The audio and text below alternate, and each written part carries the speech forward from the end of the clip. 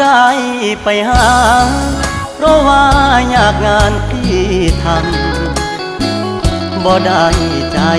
ดำยังกึดน้ำตัวน้องคือเก่าบ่ได้เปลี่ยนไป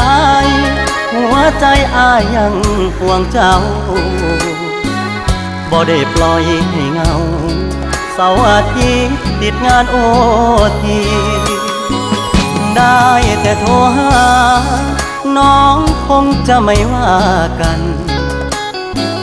บอกเคยเปลี่ยนพันสัญญาหักมันคนดีบ่ได้กักมีกิ๊กบ่ได้เลีกสัญญาที่มีย้อนงานยุ่งอีลีคนดีอย่าขี้เกียจอายเด้อขอหาสุมือเจ้ามาคือน้อยใจเฮ็ดหยังหยุดงานวันวางจะเดินทางเพื่อไปพบเจออย่ามาสงสัยว่าอายมีใครแทนเธอ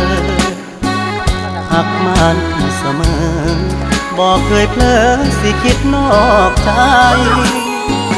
งานยากอีหลี